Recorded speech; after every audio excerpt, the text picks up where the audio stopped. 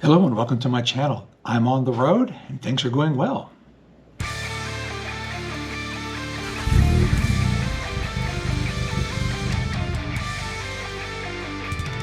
Welcome back and thanks for being here. Day one, it was off to a late start as usual, and this time because I'm traveling alone, it was all on me. And so what happened? We had rain for a couple of days prior to my departure, and so there's a lot of things to the car that I couldn't get done. I did manage to change the oil. I loaded the trailer, but I didn't get it balanced properly, and so I wanted to get everything balanced, and I couldn't do that because of the rain. And there was some stuff on the car that I wanted to do as well, but it just couldn't be done. And so I did some work inside and just made a plan to balance everything first thing in the morning before my departure. I stayed up late the night before my departure because I was editing a few videos to publish and share with you while I'm gone. I do not have a laptop anymore. Small regret. I stopped traveling for years, and so I wasn't using my laptops as laptops anymore, so I decided to get a desktop about a year ago. And it's a fantastic computer. It's an i9 with 46 gigs of RAM and plenty of terabytes on the hard drive and a video. It's a gaming computer, so it's very capable and I enjoy it. But then when we traveled to California last fall, I couldn't edit any videos on the road because I did not have a laptop. Well, I still don't have a laptop, so I wanted to make sure that you still had content coming while I'm on the road. So I recorded a few videos and then I needed to edit them, upload them, and get them situated so that they would publish while I'm out. If you're watching this and you watched those and you didn't even notice, everything went as planned, and I hope that was smooth for you. But I was up till midnight the night before my departure to get that all done, and then the following morning I woke up. I think I woke up around 5:30 or 6, and then went outside, and I was hoping it was going to be dry because rain was not in the forecast. The weather folks, they never get it wrong, right? They can tell you what's going to happen to the earth in 20 years, but they can't tell you what's going to happen tomorrow. Anyway, I went outside and heavy mist. It wasn't quite a rain, but yeah, it might as well have just been a rain. So some of the things I wanted to do, I couldn't with the car, but I was able to open the trailer up and reorganize everything so that it was the tongue weight on it was properly balanced. I had already weighed it empty, and I think the tongue was around 110 to 115 pounds. Now with it loaded, it was 140 pounds, and that's just too heavy for my particular load. So I needed to get in and shift some things around to get that back down to around 120, 125. And that's something I could do with it not being quite as rainy. So the trailer weighs 1,060 pounds. To do that weigh-in, I had to travel south. So normally when I do this trip, I go straight out I-64 to 81, and then 81 down to 40, and then 40 west. This time, because the scale that I prefer to use is south of me, I drove south down, well, it's south on 64, but it's actually east. And so east, 64 east technically runs south, and it's very strange. And then it turns west, 64 east, and then it turns north for a little bit. It's a very strange thing in our area. It's confusing to visitors. So I weighed the trailer, and then I went out 58. Highway 58's a nice easy drive. 58 to Interstate 85, then 85 down to 40, and then 40 west. And then my first stop was in Cherokee, North Carolina. That stretch to Cherokee was 480 miles. And I didn't do any shooting on that trip because I was still driving through rain. It was cloudy, overcast, gloomy, wet, and then eventually rainy. The area actually saw full-on thunderstorms, but I didn't see that. I got asked about it by a few people, and I don't know, maybe the thunderstorms rolled through while I was asleep at night or something like that. I stayed at a Hampton Inn. I like Hampton Inns, and we favored Hampton Inns when we went out to California, and then we stayed in Best Westerns on the way back since we had the cats with us. Most Hampton Inns don't allow pets. Most Best Westerns do. Why I'm telling you this? Throughout all of that, I mean, I'm sure you're aware that a lot of areas have various degrees of lockdown and reduction of services. I think you know why. I don't talk about that on my channel. And so the places that would normally serve a warm breakfast were passing out breakfast bags. This Hampton Inn in Cherokee, North Carolina, actually served hot breakfast just the way they always had. And so I asked her, this server, I was like, what, is this a North Carolina thing? Because we didn't travel through North Carolina on our way out there. So I mean, we traveled through it, but we didn't stay in North Carolina. So I was curious why it was so lax compared to everywhere else.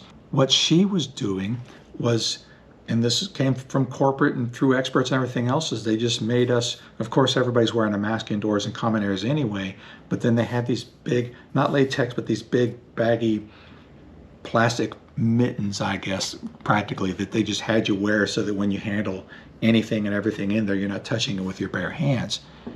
And that worked for me.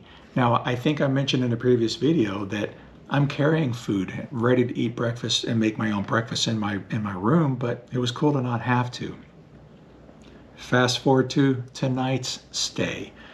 I drove 525 miles to Forest City, Arkansas.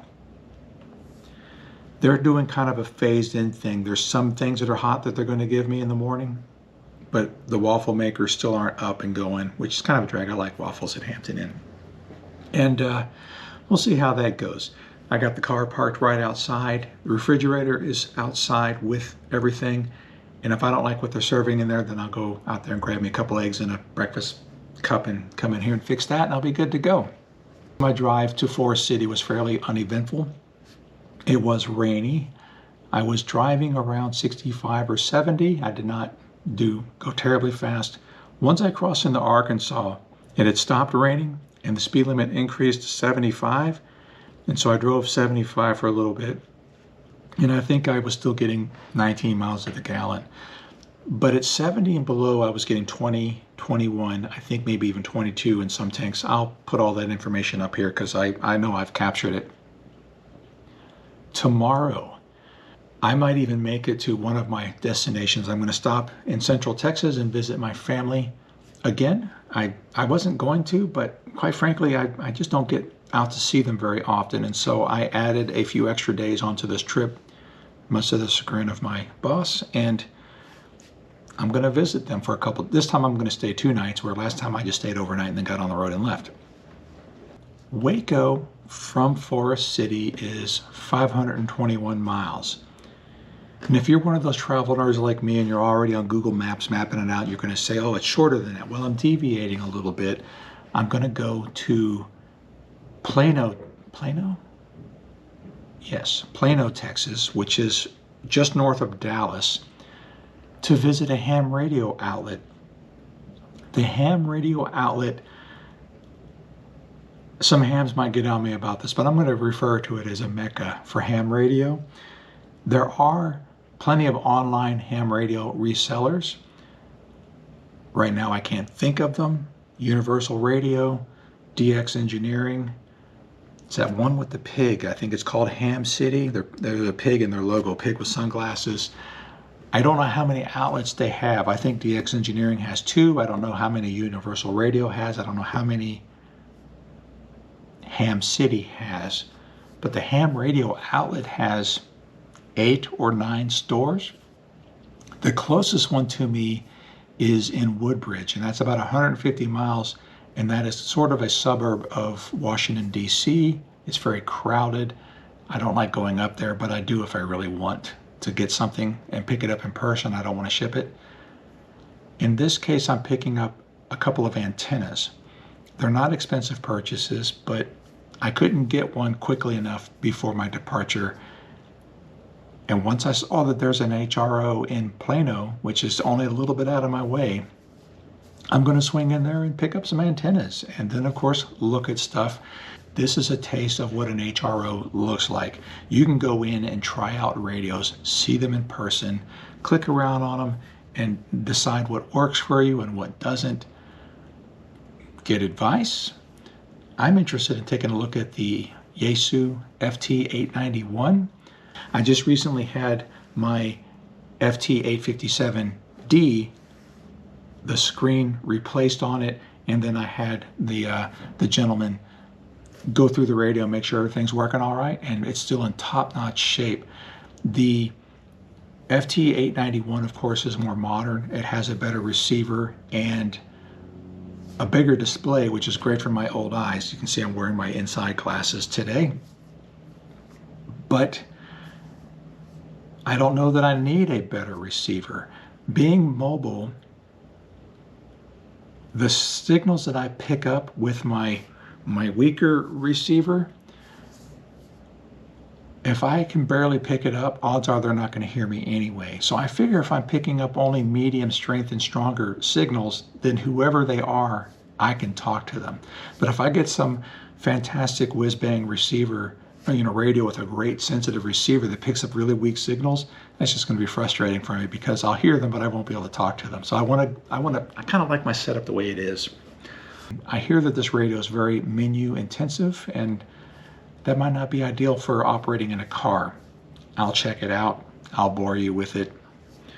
Blah, blah, right? Ham radio, move along.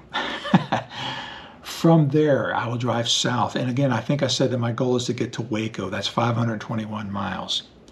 At that point, I'm only 105 miles away from my family. Do I press on and drive it? That would be 625 miles of total driving.